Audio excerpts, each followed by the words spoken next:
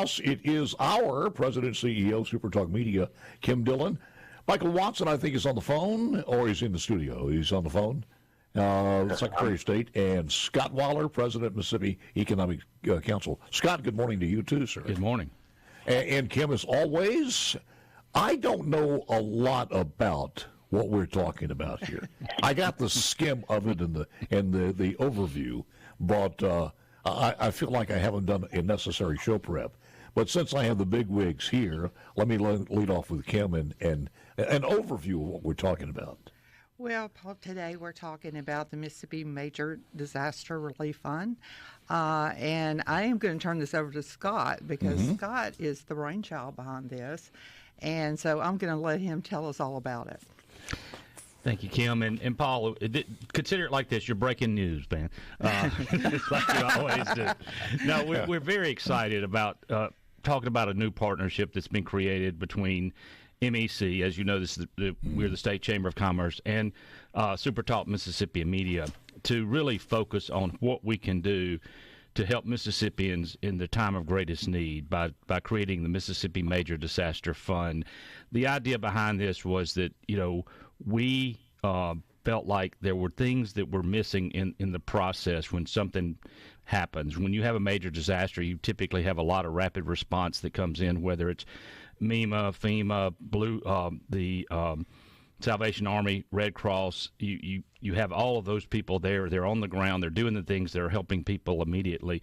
But many times there's a gap later, and we feel like this is an opportunity to be able to work with local officials, local groups, to provide resources to them to help do that. And I think that's one of the biggest things that this does for us in creating this fund, to allow us to really use the power and the reach of the network that exists with SuperTalk Mississippi Media, and through our MB Swayze Foundation, which is a 501c3 foundation, charitable foundation, that we're able to collect funds and then manage it in a way that allows us to really have an impact to fill the gaps, if you will, particularly as the process of recovery continues.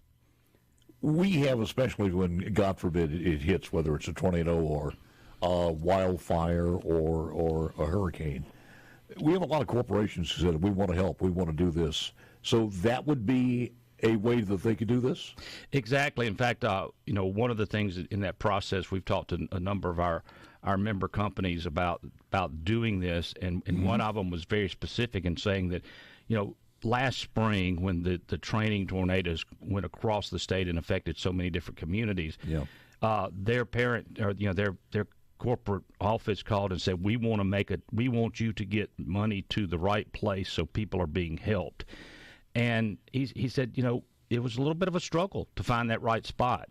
So what we feel like we'll be able to do by having this fund in place and up and running now, and allow us to say, okay, when the time comes that we have to actually do this, to your point, we hope we never have to use it, but we also know we're going to have to, because this is just how it is here in the state of Mississippi, is that there is this place that either corporations or individuals or whomever can find a way to feel confident that they're giving it to them in a way that as many dollars as possible is going to go back to doing it. And that's one of the things that I also want to mention, and I'll let Kim touch on this, is we're not doing this for any other reason than to help Mississippians. And I think that's part of what the SuperTalk Mississippi Media's role will be, along with MEC. Yes. Paul, our role here will be to really get the word out when there is a disaster about the fund, with the reach that we have in Mississippi. I think Scott thought we were the perfect partner to have, since we touch every county in the state, that we can get the information out quickly and also, just helping this cause. Is there a branding name of this? Do we have an overall name of this, or? Well, it's called the Mississippi Major Disaster Relief Fund, and that we now have the website that has been created for this, which is also within our site at MEC. It's posted on our front page of MEC as of today. People can donate. In fact, I went ahead and made a donation last night just to make sure it was all working properly, so we have everything up and running so that we can do that. What MEC is going to do on our end is we're waiving all administrative fees that we would typically charge for the work we do within our foundation, so that as much money as possible can go directly to those impacted by this through grants that we will be presenting to local entities to help us. Let me ask the Secretary of State, have we checked all the dotted the I's, crossed the T's on everything legal here? Yeah, Paul, I think that's an important piece here. And one of the things that, launching this, Scott wanted to make sure that people understood this is a legitimate organization. And I commend them for what they're doing. And I know Steve Davenport, the owner there, is from Pascagoula, so he understands what it's like to go through a hurricane. And sometimes when it's off the news and people aren't talking about it anymore, those get forgotten about. So I really appreciate the reach here that this organization and entity is going to have. And as Scott mentioned, I remember when Moss Point got hit recently, I had business owners call me and say, look, I don't want to just stroke a check not knowing where it's going to go. I want it to get to people to actually help. And so to have this set up that, I think Scott mentioned it there, only the cost of running this is what's going to go. No other administrative fees, nothing else. So the dollars will go a long ways to help Mississippians, and I really appreciate what they're doing. And look, SuperTalk, the reach, as Tim mentioned there, it's so good to have somebody who can. I think we lost him. Hey, we're here to help. There we go. And no matter if it's a tornado or a hurricane, you name it, we're going to be there to help you. Anybody on this one, is this going to be product and service inclusive in lieu of money, or is the organization set up to handle that? Well, it's mostly going to be money, because we really aren't set up to provide the service. So what we will be doing is working closely with local officials and local nonprofits and other chambers in the areas that are impacted by it to determine what is the greatest need at the time, so that we can then work with them and provide those grants to them. And then we're going to ask, of course, there be reporting on their end to make sure that if someone receives a grant, that we get information back to know what we're, to know how the money was spent and everything, so we can then show, that it is doing what we expected to do. And we really, I appreciate Secretary Watson being willing to sit down and visit with us on the front end of this as opposed to on the back end. I think it's very important to make sure we're working together, because it's his group, it's his office that we'll report to on this, and we just want to make sure that it's all done right. I mean, and that's the key, kind of to his point, the reach of SuperTalk. MEC has been around for 75 years, and we have a track record of doing some I think very good work. And I think this is just one more example of how we as the state chamber can really assist. And I think that's the biggest thing here, is do it the right way and help as many people as possible. I'll tell you where it resonates with me also, and Kim and I, we talked about this before, long after, for instance, words like Silver City, Rolling Fork. You start talking about these two places, and of course up in northeast Mississippi, long after people have just kind of forgotten about them, and they're no longer in the 24-hour news cycle, they have tremendous needs there. And sometimes the funding kind of dries up. And you hit on it, Paul. Exactly, and when we come back, I want to kind of touch on what kind of sparked this, and kind of why we saw that as the biggest need going forward with trying to fill that gap. We'll do it. More coming up right after this. Let's get back to Kim Dillon, Michael Watson, Scott Waller. Scott was in the middle of something, and resume, sir. Well, you had just mentioned about the needs long after it's off the headlines. And I think there are two things that hit me on that, and I wanted to kind of touch on is when I started looking at the possibility of doing this, and when MEC was working toward making something happen here, a counterpart of ours in Kentucky with the Kentucky Chamber, Ashley Watts, who is the president CEO there, had done something similar with a sports talk show when the flooding happened a few years ago, the major flooding that happened in Kentucky, and it was like they were trying to figure out a way to help. Is it related to disasters?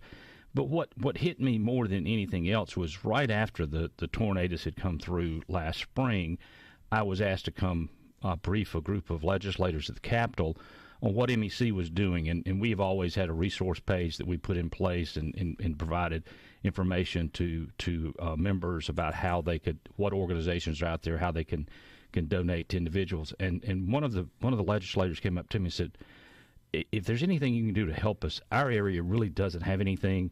We're kind of that not getting the attention that some of the other areas may be getting right now, but we were hurt just as bad. So I got to thinking about it from that standpoint as well. So that's part of the statewide approach that the partnership with SuperTalk Mississippi Media gives us. But the other side of it, Paul, is what you touched on, is that the long range side of okay, getting the money, then how do you find the right place for it to go? Because you know, the right off the bat things, as I said, there are people there that are handling a lot of that right on the ground doing it. But once they're gone, how do we then help, and how do we really make a difference? And I was listening to your show driving into work one morning just a few weeks ago, and you had a couple of mayors on. I think it may have been Amory and Moss Point, and they were talking about the needs that they still had today from a disaster that happened over a year ago. Yeah. And this is where we see our biggest way of having a major impact is really working with the local officials to figure out, okay, what are the things that are still out there that we need to address, that we need to work on. And again, when you think about the ability to have an organization through our foundation, through SuperTalk, and again, part of the reason that we reached out to Secretary Watson on the very front end was to say, okay, we want to make sure that when we announce this, that you and I have had this conversation, we're doing the things we're supposed to do, and again, have his office understand that this is happening and why it's happening, and be there to help us do everything, as you said earlier, cross the T's and dot the I's. Kimber, we're going to have this on our webpage, and I'll ask the same question to all three of you. Is it going to be on the Secretary of State? Is it going to be on MEC? And I'm sure we'll have information on our website. Paul, SuperTalk, it will be on our website, and we will be pushing that on social media and articles today. I think the article actually has already gone out this morning. I saw it flash a few minutes ago. So, yes, we will have it on our website. Good deal. You guys at MEC going to have it on the website? It's already there. It's there? We got on the main site, which is mec.ms, and you can find it on the main page of the website. But the actual website for information about this and learning how to donate is just msmec.com/MS Disaster Fund, and that just kind of outlines some of the things we talked about today, and really and truly, again, as far as putting this together, it was just an opportunity to have a way of having that centralized collection point, because Mississippians are very charitable. There's no question about that. But as Secretary Watson pointed out earlier, they want to make sure that it's going somewhere that it's going to ultimately impact those that need it the most. It really does embody our theme, though, One Mississippi, when you think about it. So it fills a need, and also it stays in line with our newest theme of our state song and everything else. Let me ask Michael, what about out-of-state contributors? Are they set up to do the same thing as if they're business or individuals? Well, they can obviously donate to any nonprofit they want to, and this being a 501c3, clearly there are tax ramifications, so those dollars can come in and flow through Mississippi. And Paul, I want to just a couple quick things. Number one, I think it's so important that we don't pick favorites of nonprofits or charities at the Secretary of State's office, but it's really important, and you've heard us do this before, our Check Your Charities campaign, where we talk about making sure you understand where your money's going. And I just applaud Scott on the front end having this conversation before this thing even gets off the floor to make sure people understand, hey, it's been vetted. This is a legitimate organization, and it's going to do good things. And then lastly, we talk about our local mayors. We talk about Rolling Fork. We've talked about some of those things before. And you know my political bent on this. There are very few times where government is the answer. And this is one that I want to say thank you so much to Scott, to the SuperTalk family, Tim, to Steve. This is how you help people, going directly to them. You don't have to have government. It's when people care and they build communities. I remember after Katrina, the churches that came in, the nonprofits that came in, that's who made the biggest difference. And so I just want to say a big thanks to Scott and Kim for heading this up and helping Mississippians down the road. Anybody jump in on this one, but the question is, how do you do this? How does it manifest itself? Through an RFP from the individual, RFP from the business that's hurting? How do you do this? So what we'll be doing is we'll create an advisory committee. SuperTalk will have input with that as MEC and others, and then we will work with the local groups, whether it's particularly the Chamber of Commerce, which is where we have our biggest connections across the state, and determine number one, what are the needs, but more importantly, which is the organization that should be given a grant to carry out making sure these needs are met. So there will be that group will kind of be the group that kind of oversees this whole process to make sure that we're looking at whether if it's on housing, is Habitat for Humanity the right place to go in and say we're going to provide dollars for X number of houses if we have those dollars available, or if it's another organization that can provide other household needs or food needs or whatever the case may be. And now again, going back to again taking this idea from our counterparts in Kentucky, one of the things they did was they provided scholarships for students who had been impacted by this, who were struggling to figure out how to get back to school, get back to their education. So there's so many things that I think can be used for it, but that will be the role of this advisory group to determine is, number one, vet the organization that's receiving any type of grant that's coming in. Number two, make sure there's a follow-up process in place and reporting process in place that's reviewed by not only what their reporting is to the Secretary of State's office, but reporting back into the fund, back into us at the Swayze Foundation, and make sure that we're, utilizing these dollars in the most efficient way possible. Michael, we're almost out of time here. Just your final thoughts on this. Yeah, again, just being from the coast and living through so many hurricanes down there growing up, I just remember the folks that came to help. And when you have someone like this with the reach of MEC, with the reach of SuperTalk, teaming up to let people know we're here to help. And you're going to have so many businesses, again, I've seen it time and time again, where they come in and say, I want to write a $20,000 check, but I don't know who to give it to. Ooh. Having an entity that is so set up and ready to help is going to be really, really helpful for the coast and all over the state. The hurricanes, the tornadoes, you name it, floods. I just want to say a big thank you to the team for putting this together. Listen, Kim, that's got to sting more than anything, where somebody wants to help and there's no avenue to do it, but I think this takes care of it. It certainly does, and we're so glad to be part of this. Final thoughts from the one and only guy, Scott Waller, who could take it for the next 5 hours, but we only have limited time here. Well, I know, and Paul, listen, I just want to thank the SuperTalk family and the SuperTalk team, and the fact that when I initially sat down with Steve and Kim and started talking about this, it wasn't a very long conversation before Steve said, I'm in. And that was really a great feeling to know that we could partner with such somebody that has such reach as y'all do, and that's a big part of it. But the other thing too is we wanted to go ahead to Secretary Watson's point is go ahead and make sure that we get this in place before it's needed, because when the time comes and it's needed, we don't have to scramble. We don't have to worry about if what can we do. We have this in place. We're ready to go, and we can really begin to start making an impact as quickly as possible. Next big MEC event coming up? Actually, Hobnob is going to be October 31st, and you think that's a long way away, but it's really not. It's right around the corner for sure. Guys, thank you so very, very much. This is just the beginning. We look forward to promoting this on a daily basis, and we thank you all. Thank you, Paul. Thanks, Paul. Thank you. More coming up. Hang on.